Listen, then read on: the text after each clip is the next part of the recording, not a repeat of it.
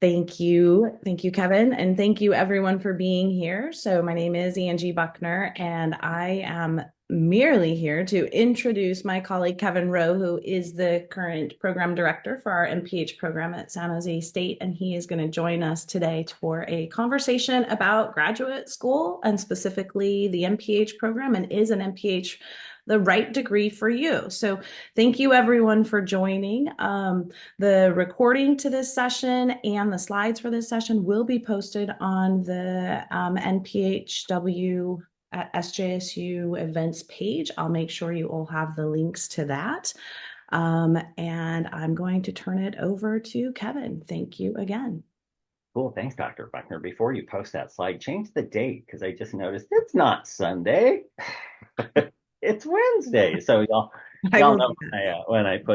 when I started putting this together. And Thank it's you. Tuesday. It's Tuesday, right? It's Tuesday. Right, sorry. Um, Eclipse madness is all I can claim. Thank you all for coming. It's a nice turnout. And so since there are quite a few of you, I hope that you will use the Padlet that I just put in. I have a couple of framing questions on the slides, but also if you have questions as we go along, and please feel free to ask questions using your voice and your face, or to place them in the chat box as we go along. And I'll either answer them in the moment if it's the right time or save it till the end. So let's get going and talk about uh, graduate school uh, and MPH and whether that's the right degree for you. And if it is, well, what type of all the MPHs that are out there? Because there are actually quite a few and they're very specialized. And then looking at some of the things that are important to think about as you ponder graduate school, as you ponder applications to different programs, and some of the things you should consider if you go ahead and do some graduate applications. Let's see if we can get these people to go. There we go. So what are we going to do? We'll have you start thinking about, and these are the framing questions. Individual motivations for obtaining a graduate degree. So, why do you want a graduate degree? If you want one, or you're thinking about one. We'll describe the Master of Public Health, including the different concentrations. We'll discuss considerations in choosing programs, both traditional campus-based and online formats. And we'll talk about successful applications, the do's and the don'ts. So here's what I want you to think about as you go along and listen to this stuff. And some of these are just for you to think about, but I actually would be interested in thinking about how you might address some of these others and good for further conversation. So, number one, why do you want a graduate degree? Whether that's in public health or some other discipline, why do you want a graduate degree? And that's an important question because graduate school, while very similar to undergraduate work, is quite a bit different in many ways. It also is quite a bit more expensive than your undergraduate degree, and the amount of time that you have to put in is a little more intense. So, why do you want a graduate degree? What do you see? How do you see it working for your future? Another thing to think about: what do you think graduate school will require of you? So, how will it be different than your undergraduate studies? And that's a great question to put in the Padlet because those are some things that I can speak to, having been through an undergraduate program and having gone through graduate programs. So I know that from myself, but I am really curious to think or hear from some of you. A big one for everyone to think about is how will you finance a graduate degree? And we'll see how much it costs in the CSU system and also in our online MPH format. And that's an important thing to consider because you really don't, just like with your undergraduate degree, if you can at all costs, you don't want to come out with a giant bill. student loan or other things that you have to pay back, and you should really be enjoying your graduate degree and your new professional level. Another question to think about as we go through this: how will you manage graduate school and other life plans and events? So, having a family, taking care of parents, work, wanting to maintain a nice life.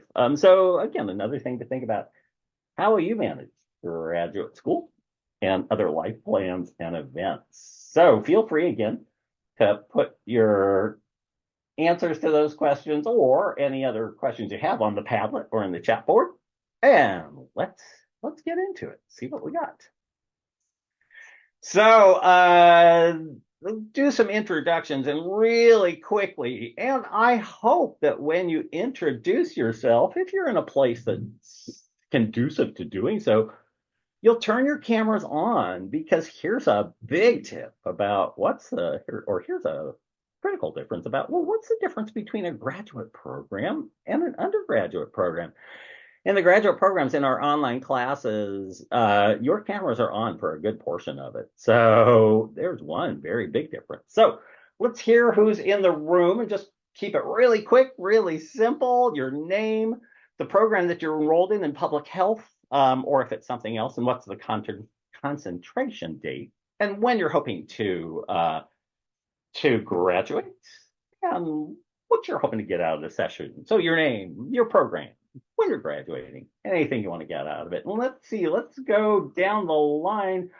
And excuse me if I mispronounce your name, please correct me. Ankasha, what about you? Oops, can't hear you. Hello, everyone. My name is Akanksha Saini, and I'm enrolled in public health, and my minor is nutrition and food science. And from this session, I want to get information about the importance of masters in public health and how it will impact on my life in the future. I will try and do that. And thank you for doing that. Thank you for turning your camera on. Amanda, how about you?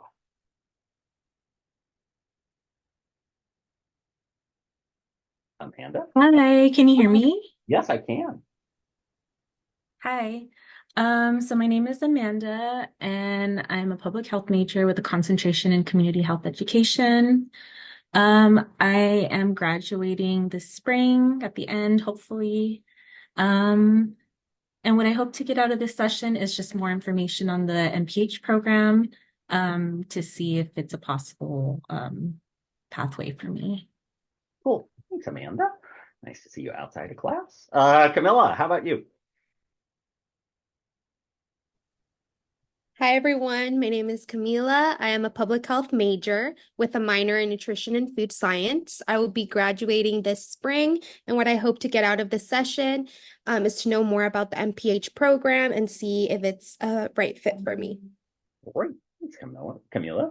Cynthia, how about you? Cynthia, going once. Cynthia, going twice. All right, for time's sake, we're going to move on to Joanna. Joanna, you there?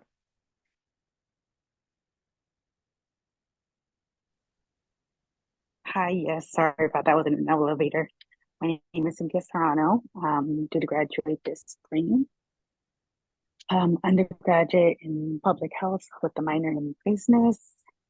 And I joined the meeting because I want to learn more about the master's program and see if it's the right fit for me as well. Cool. Thanks, Cynthia. Joanna, are you there? I see you listed twice, so I'm guessing you are. Oh, there you are. Hello? Yeah. My name is Joanna, and currently my major is pre-nursing, but I joined this meeting because I want to know more about public health, and if I do get into nursing, and possibly minoring in public health or having public health as a backup choice. Sure. Excellent. Thank you. I think what you might find out is that there are actually some real similarities or synergy for nursing and public health. So let's see what you find. Let's see, and all the names move. Judith, how about you? Hello, my name is Judith. I will be graduating this spring, and what I want to learn from this session is learn more information about the master's program. My major is public health, so I am interested in that with the business minor. So hopefully I can see what's in there for me. Certainly, absolutely. Thanks, Judith. And I'm going to try and keep track of the names as they all switch back and forth. Kelly, you're up next. Kelly. Hello. Hi, I'm Kelly, and I graduated with my bachelor's in public health in December, and I just wanted to learn more about the MPH program. Oh, cool. Welcome. We're having fun outside of class. And let's see who's next. Lindsay, I think you are. Hi. Hi, my name is Lindsay. I'm a public health major minoring in biological sciences. I'm graduating this fall, and I hope to get, from what I hope to get out of this session is to overall learn more about the master's program in public health and see if that's another route for me I could take. So yeah. Excellent. Thanks, Lindsay. Welcome. Lizette, you're up.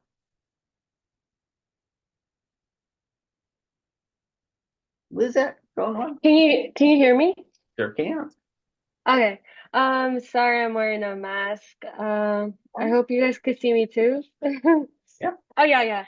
My name is Lisette, and I will be graduating in spring, hopefully. And I am a public health major. I really don't know. Like I do know the public health meaning of it, and like that there's so many opportunities out there, but I did wanted to just come through this Zoom and see what it was about, just because the topic, the name of it just sounded so appealing to me.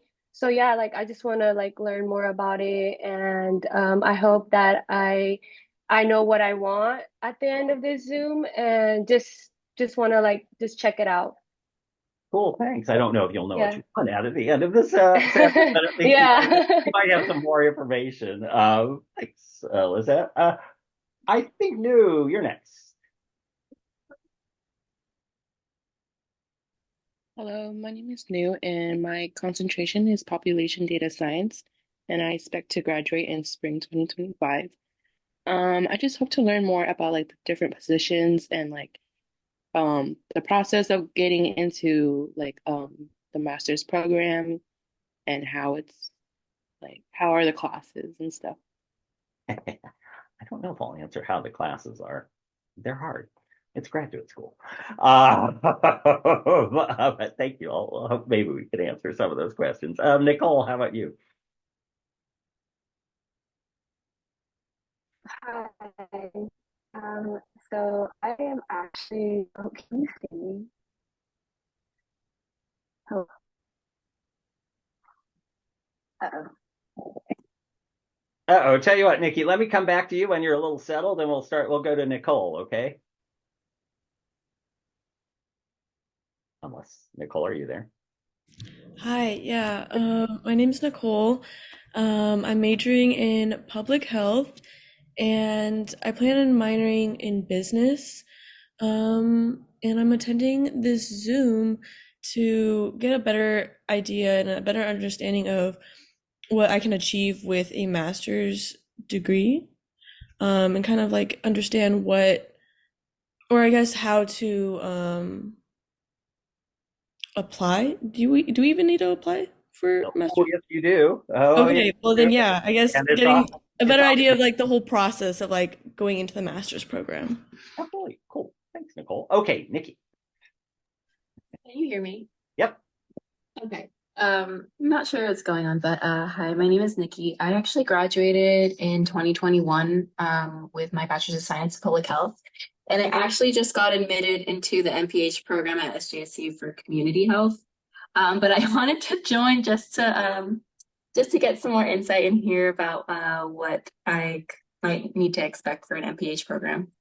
Excellent. Thanks, Nikki. And can you remind me what format did you apply to and get it? It's virtual.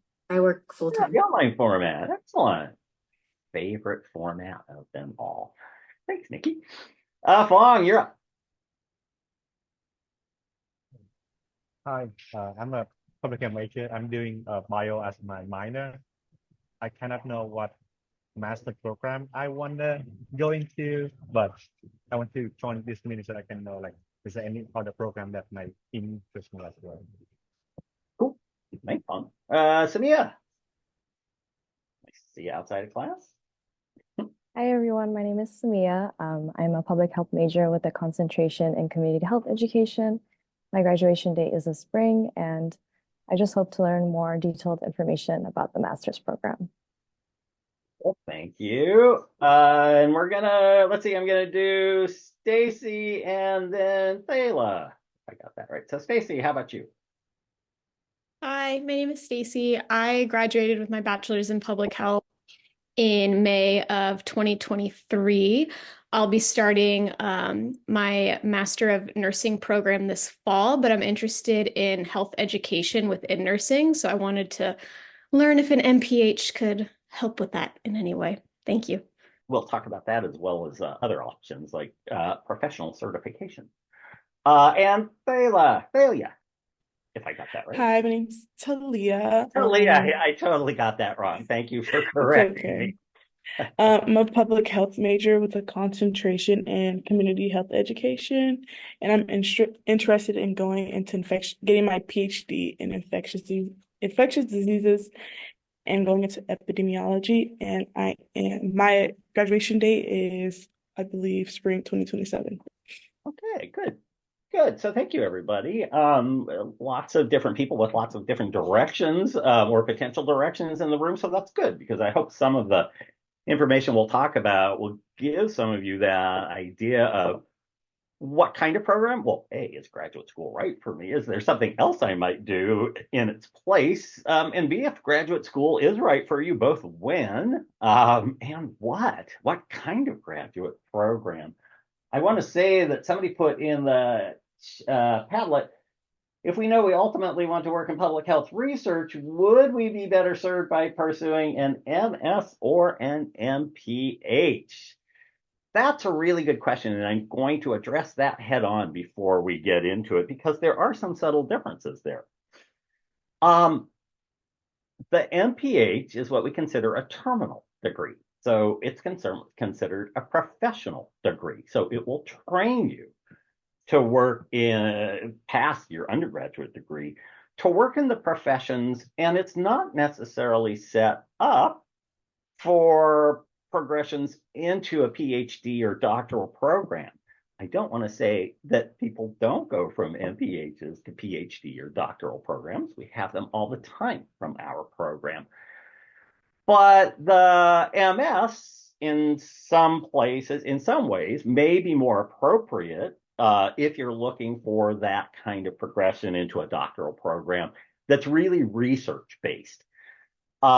One of the things to consider is that if you are looking for a graduate degree that require or that, say, is required by a health department or some other or the state health department, it's not so much the MS or the MPH. It might be some of the job classifications require an MPH over an MS. The key thing with any MPH degree is it accredited? And that's really the one of the key things to think about as you think about different programs that are out there. If you find unaccredited MPH programs, I wouldn't say they're useless, but they are not as useful in the profession. So while it's a hard question to answer which way should you go, because actually you can go either ways, it is that question there of going into research or going into professional practice, which is what the MPHs, at least the MPHs that we offer, and most other MPHs really prepare people for. Thank you for putting that in there. I hope I answered your question.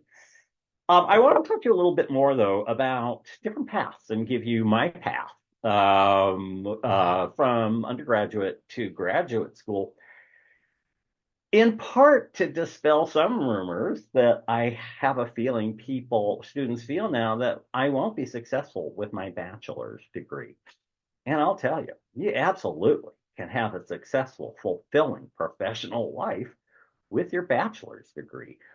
So I got my BS in community health education from San Francisco State a number of decades ago, and had no real interest in going on for a graduate degree, because with my undergraduate degree, I worked and volunteered in community-based public health programs in nonprofit organizations as a consultant for the San Francisco Department of Public Health, and as a consultant with other organizations.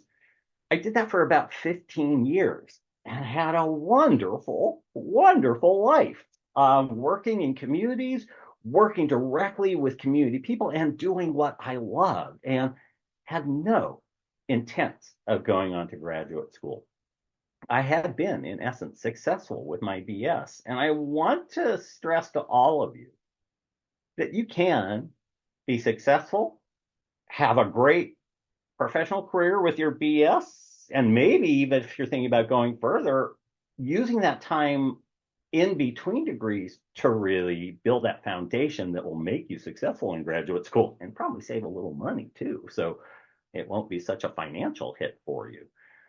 So I wasn't interested until a friend of mine convinced me to apply to the new NPH program at San Francisco State. So I was in the second cohort of what was then the new program at San Francisco State, and completed 3 years, year round, at that program.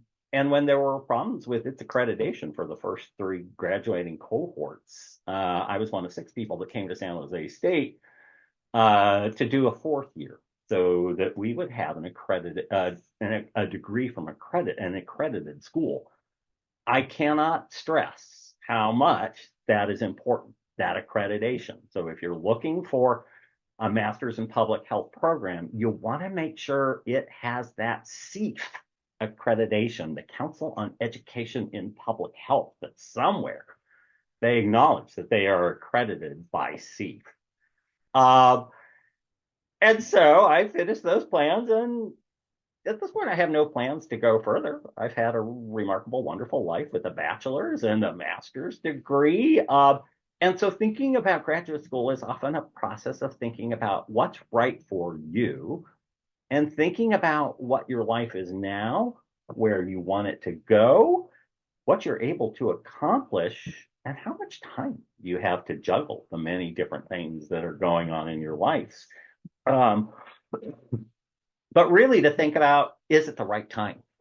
Because for so many people, I think they jump into graduate school thinking they have to get it done. I can't be successful, when in fact you can be successful with a bachelor's degree.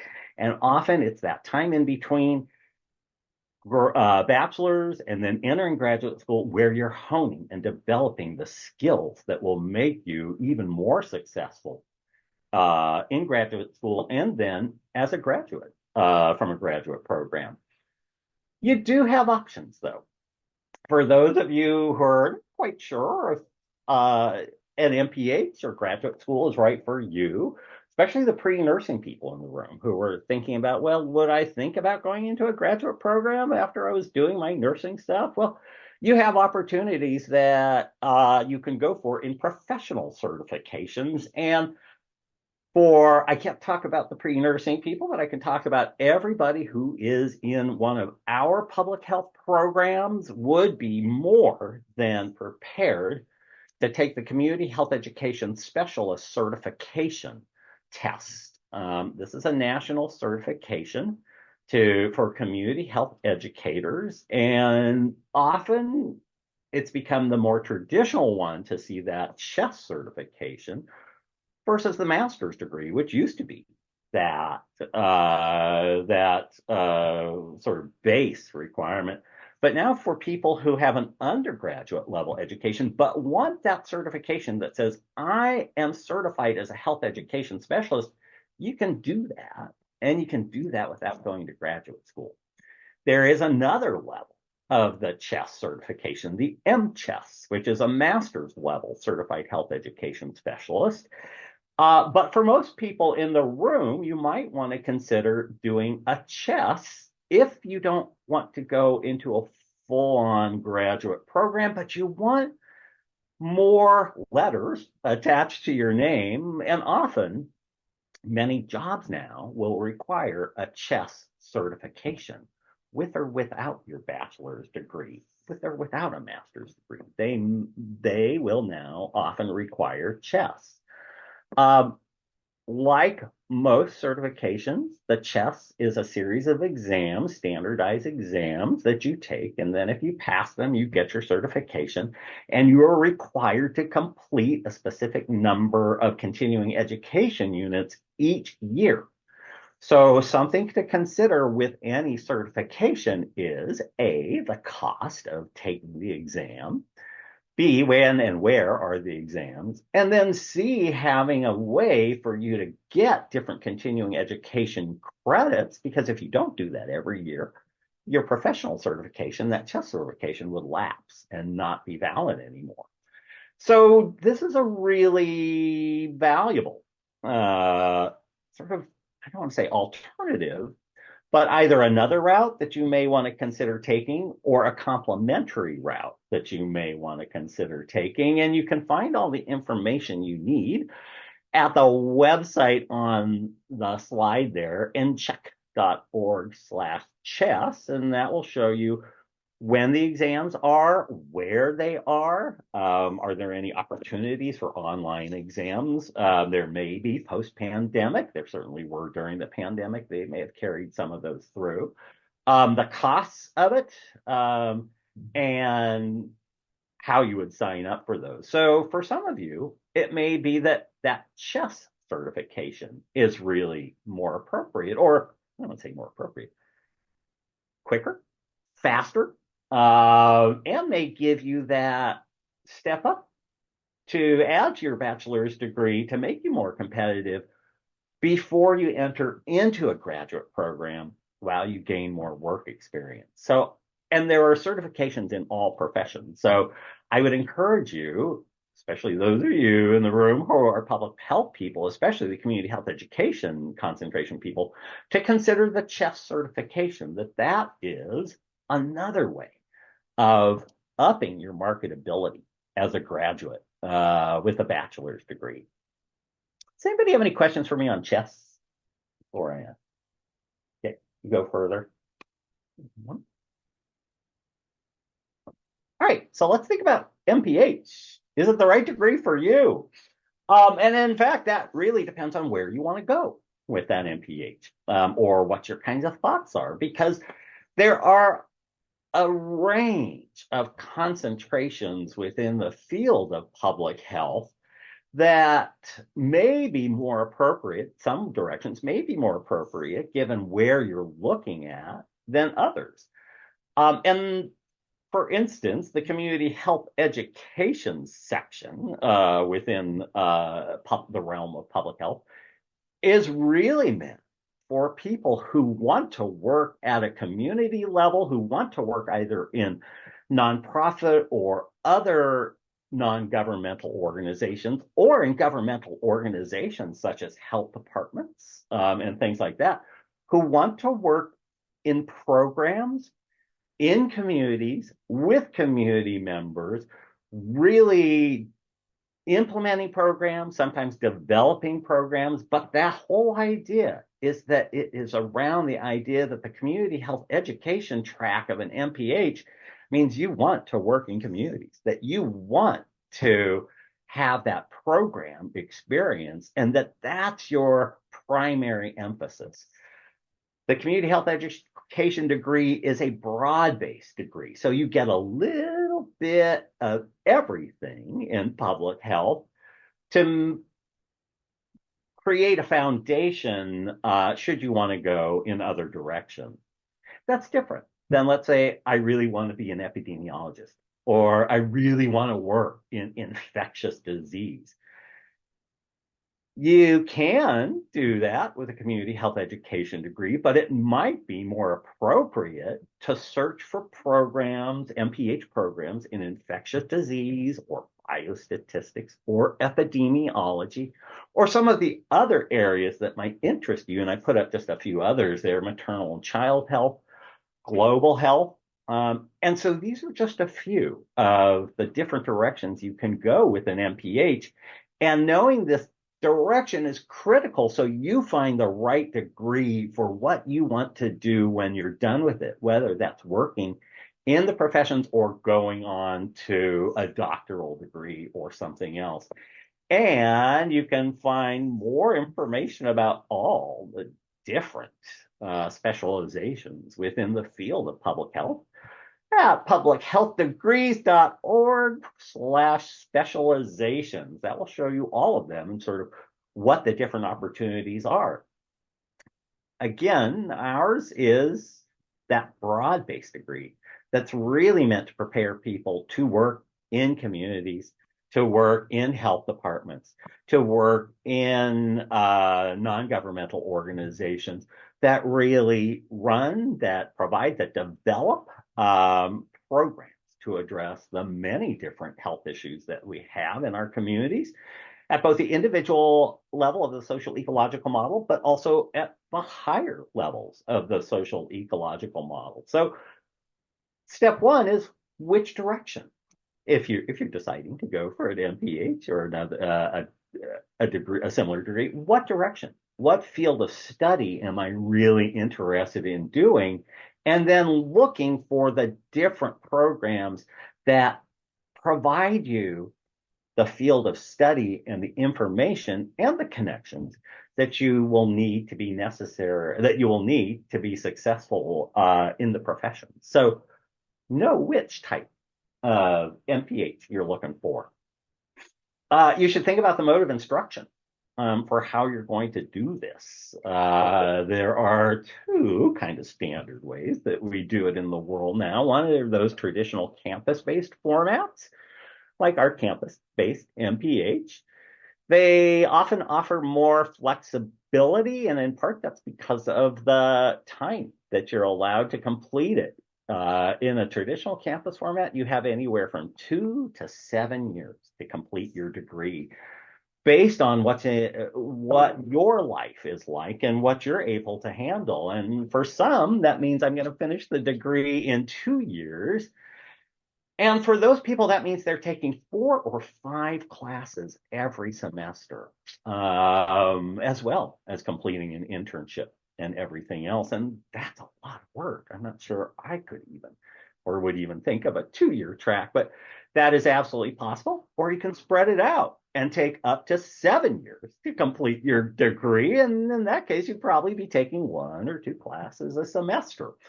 But the key in a campus-based format is that flexibility to make the progression of the program really fit with what's going on in your life. These are primarily in person. So on the San Jose State campus, our classes are on Mondays and Wednesdays in the campus format between 3 to 8:45 p.m. So there are 2 there, one from 3 to 5:45 and one to 6 to 8:45. But they are offered on Mondays and Wednesdays. And like both, their classes are offered only in the fall or the spring. So we don't offer the same classes every semester. So unlike an undergraduate education, it requires far more planning and thoughtful planning to make sure that you know when classes are offered so that you can plan on when to take them in the pace of your program.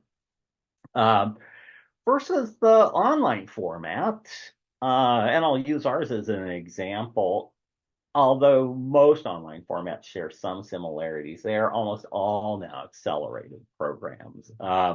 So they're fast. That means for somebody who's going to go into that, they need to be really focused, have their space, have their brain sort of set in I need to make sure I'm tracking from one class to the next because it goes by really quickly. The time to completion depends on the program. Our online format is 2 years, unless something happens in life and you fall out of the progression. But it's 2 years. And something else to consider when you're thinking about online is the type of format. Many of them, if not most, are asynchronous. So you're not in a classroom, you're not in a Zoom classroom like this. You're doing activities on your own. You may interact with other students in discussion forums and occasional groupings, but asynchronous is typically done in a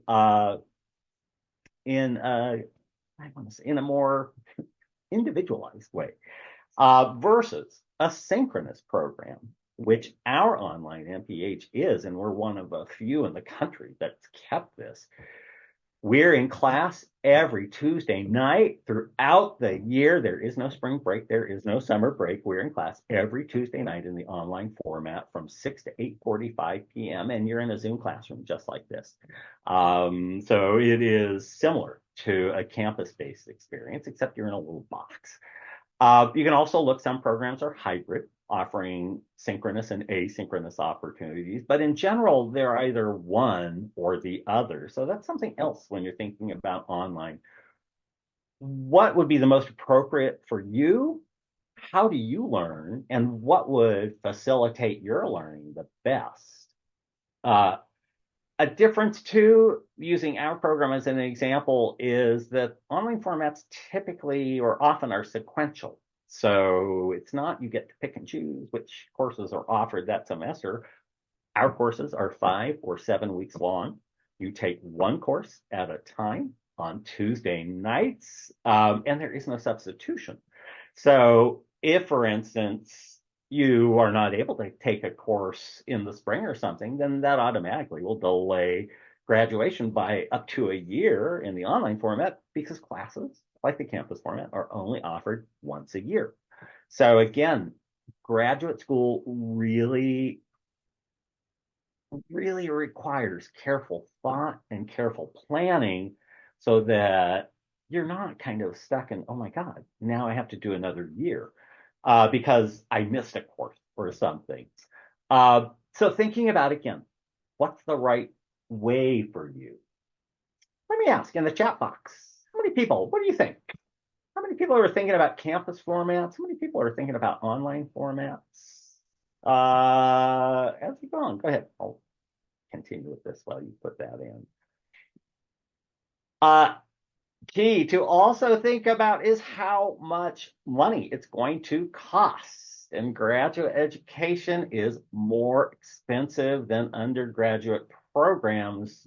I mean, that's just a fact of life, whether you're at CSU or someplace else. And tuition and fees for all CSU graduate programs, whether they're online, special session, or campus-based formats, they're all rising within the next 5 years. So the fees that I have here will increase over the next 5 years. And as an example, from San Jose State, using the campus format, and this is using spring 2024 semester fees, so they could go up, and most likely they will by next year.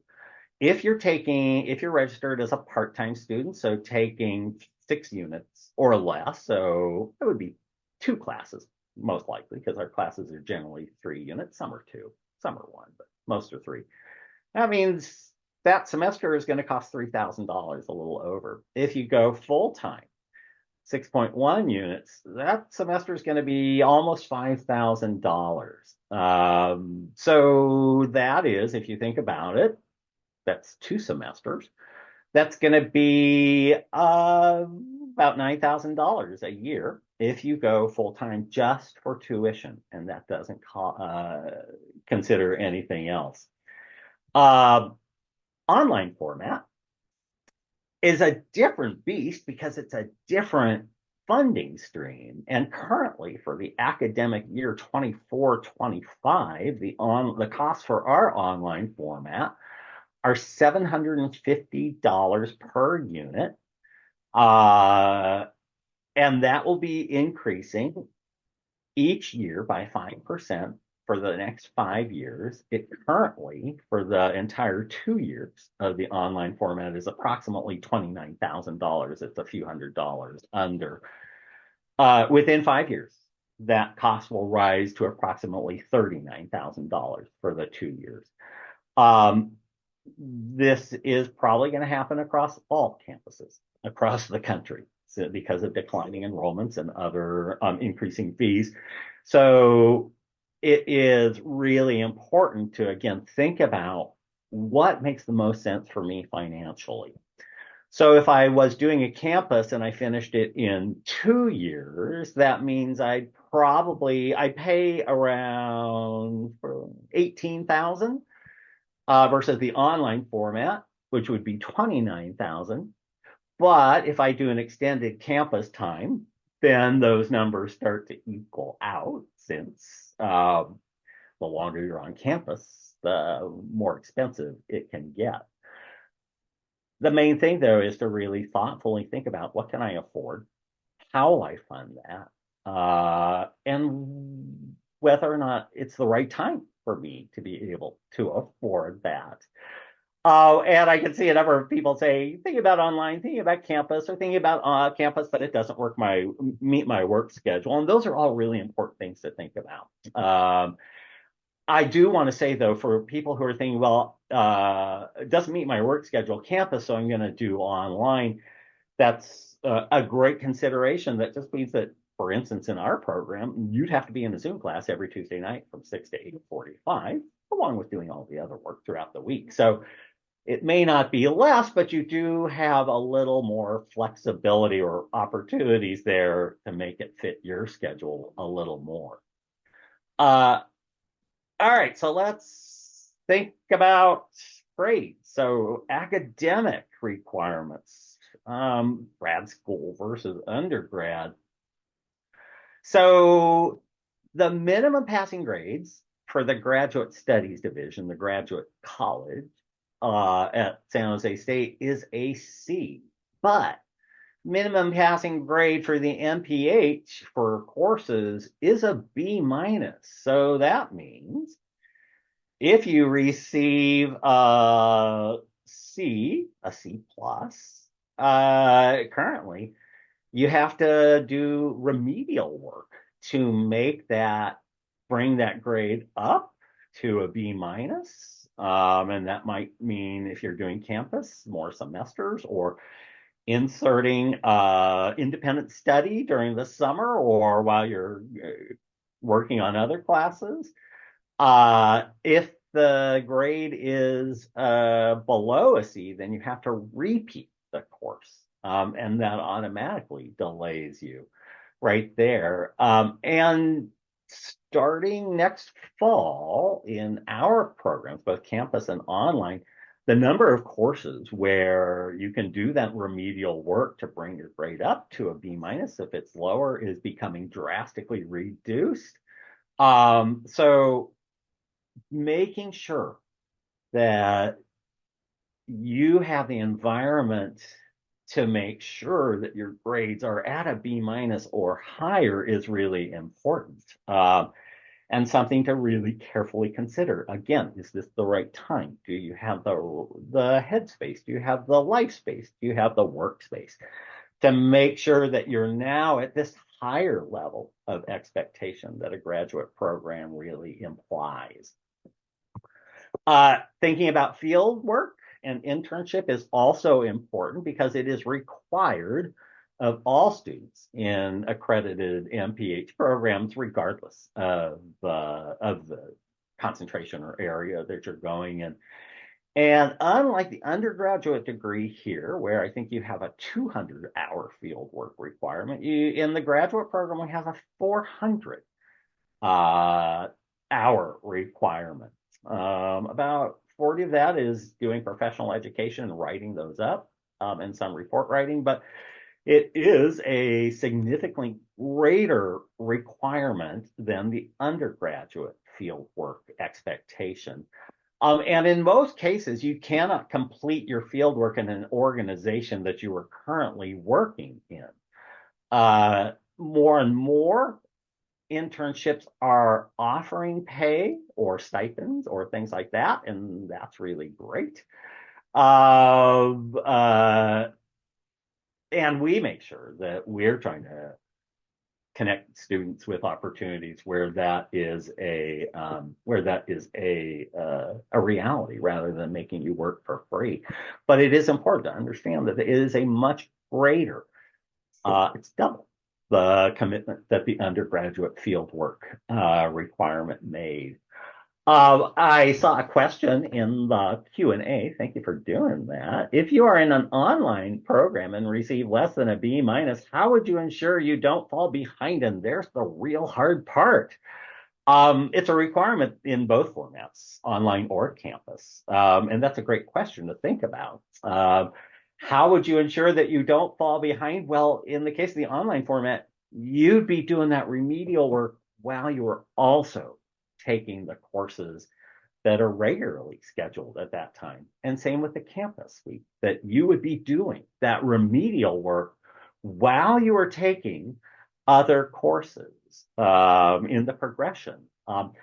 So part of that is how would you ensure that you don't fall behind? The best way to ensure that is to make sure that you are ready to be in a program that requires no less than a B minus, and to make sure you come prepared with the skills that you need for that. It's a great question. I wish I could give you more of an answer to that.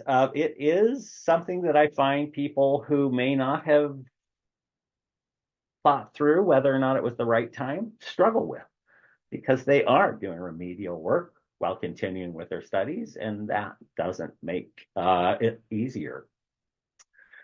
Something else about graduate programs, about our graduate programs, including our graduate program, is the graduate writing assessment requirement, or the GWAR. And this is required in almost all graduate programs. And for us, the graduate writing assessment requirement is the program plan proposal assignment in Public Health 272, which is health promotion planning and evaluation. So it's like the assignment in 179 and 189, but approximately 15 pages longer, with more sections that are more in depth, such as, along with the evaluation tables that you may have completed, you have to do an evaluation narrative. You have to do 3 different types of budgets and a budget justification narrative, as just 2 examples. And the use of APA 7 and the level of writing is expected at a graduate level. And for this one assignment to graduate, you have to receive a B or higher. If there's a B minus, that requires additional remedial work at extra units and possibly extra costs to address deficiencies. So once again, this is an important area to think about. Am I ready for graduate school? Because the writing requirements are at a much higher level than what you experience in undergraduate work. One thing that I might suggest, that if writing is not your forte right now, before you apply to graduate school, you might enroll in more writing classes at your community college, at San Jose State, or some other place, to really provide you the skill set you need before you go in there. So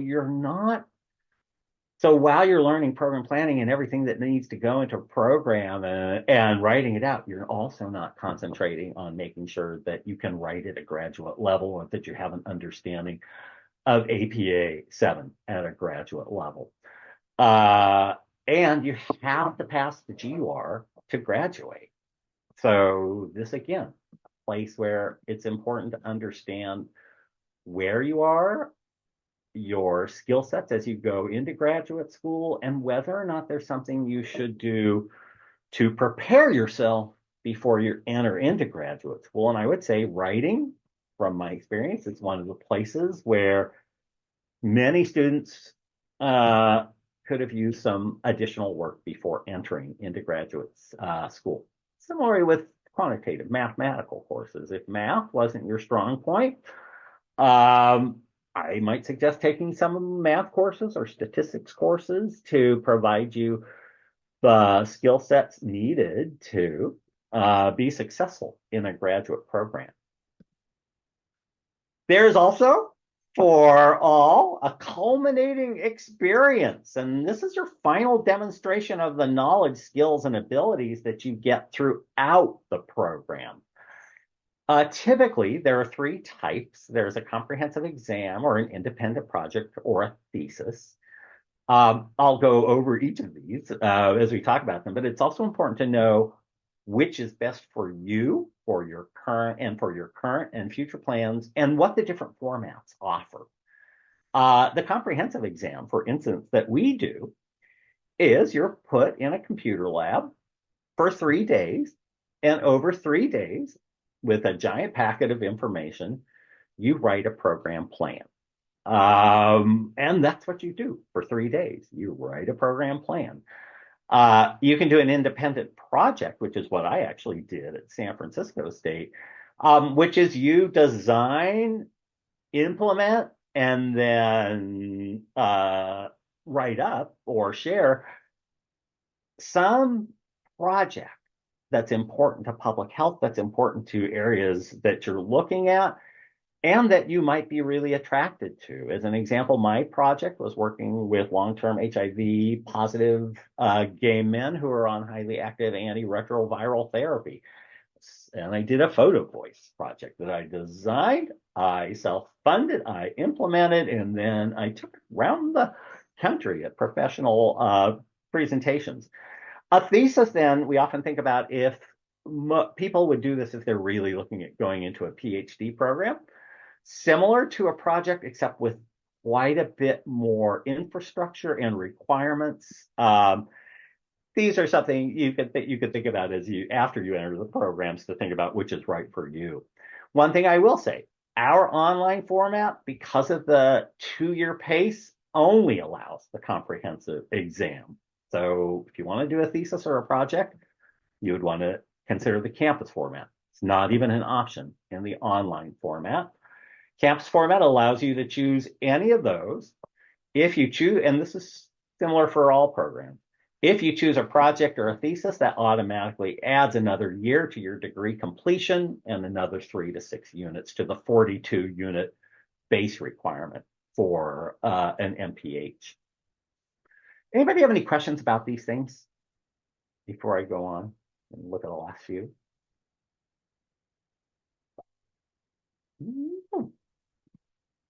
All right, so other academic requirements. This is for our program, but these are similar to other programs. You have to have a minimum GPA of 3.0 on your transcript. We require either 2 years of work or 2 years of sustained, consistent volunteer experience in public health.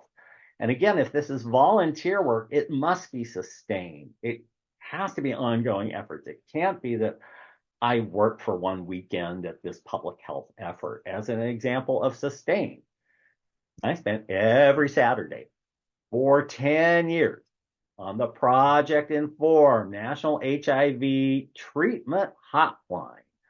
That's considered a sustained volunteer experience. You also have to include at least 2 letters of recommendation, a statement of purpose, and there are multiple applications. One to our program, but also one to the graduate division at San Jose State. So I'm going to talk a little bit about letters of recommendation and the statement of purpose.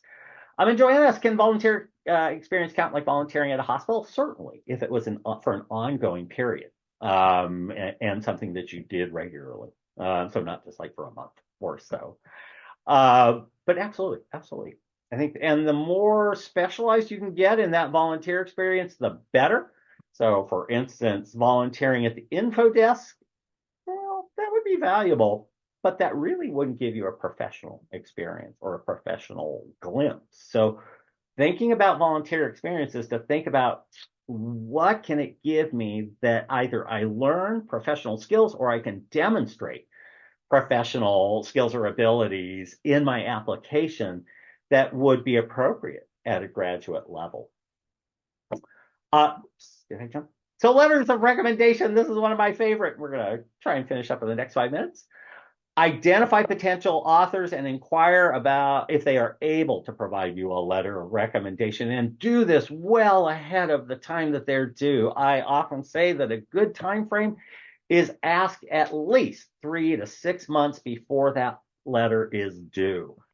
And be sure when you approach people about a letter, can they write you a good letter of recommendation based on their experience with you? I'm going to be blunt.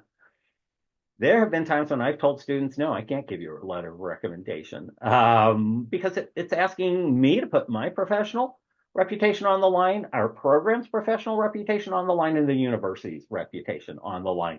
And so think about why do you deserve that letter of recommendation? And provide them enough time to write an effective letter, again, at least 3 months prior to it being due. Do not request multiple letters for multiple program applications across multiple due dates, because remember, we're all busy people too, and I don't have time to manage all the different letters and programs that you have applied to. That's your responsibility. I'm happy to write one letter, maybe two, and then it's up to you to do that and provide all the information that the author needs in your communication about you, your academic record, areas where you developed strength or demonstrated strength or accomplishment, and why you want the degree and what you plan on doing with the degree in the future. Those are all really important pieces to think about and to provide the person with information. Statement of purpose. For all applications, you are required to submit a statement of purpose, which is your written explanation of why an MPH. And I'm going to be honest, many of the statements of purposes that we get are pretty, could be better. And so this is your statement on why that degree, why that specific program, why you're qualified for admission, what you will do with the degree, and how you will effectively represent the program in the university in the professional world. That is what a statement of purpose is all about. It also demonstrates your ability to write at a graduate level.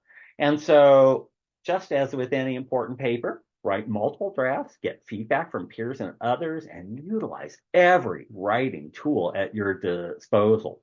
Something that's really important to do that I find most people don't: address any shortcomings in your application, such as lower GPAs, lapses in your education, multiple W's or incompletes, because it's really important to address those, explain why and what your plans are to be successful in graduate school versus just ignoring them.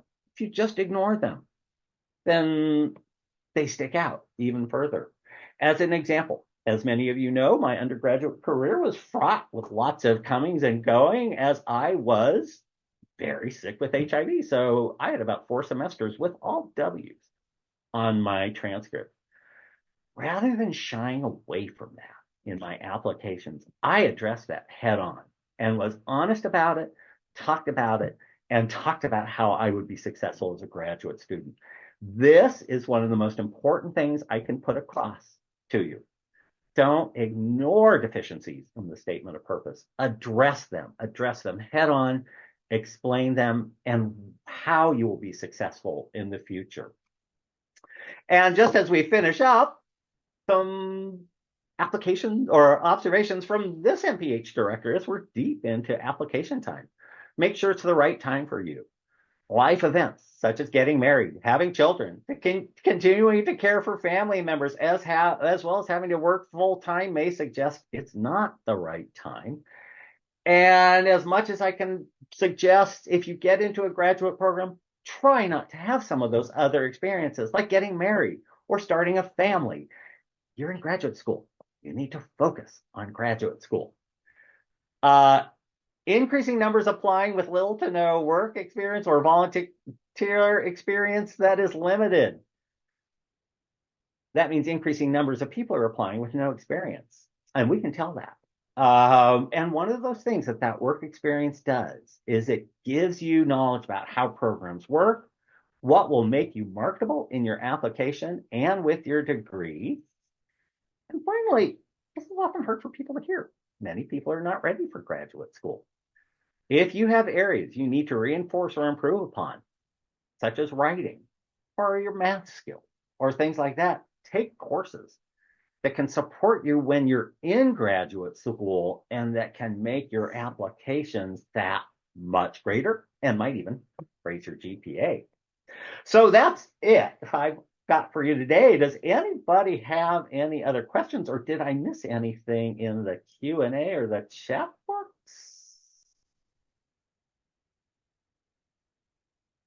Any questions? Going once, going twice. Well, we're 1 minute over. So nobody put anything on those framing things. So there you go. There's the difference. Graduate school, I would have required you to do that. We don't have time for breakouts, but this is something you can think about. If you're intent on applying, identify at least 3 people that can write you a letter. Always think about 1 or 2 more than the bottom requirement, just in case somebody forgets. Try and find at least 1 from academia and at least 1 from your professional or volunteer experience. Thinking about what is your timeline for making those requests for those letters, and what do you need to put in your statement of purpose? What will make you look the most attractive and promising to programs? To give you a hint, we only accept 30% of the people that apply to our program, so it's competitive. So you want to make sure you look as good as you possibly can be. And thank you. If you have any questions about the MPH at San Jose State, please feel free to email us at master/public/health@sjsu.edu. You can also see if we have informational sessions on the website, which is sjsu.edu/mph. And I'm 2 minutes over. So with that, have a nice day, everybody. I hope you enjoy the rest of the week's activities, and I'll see some of you in class on Thursday.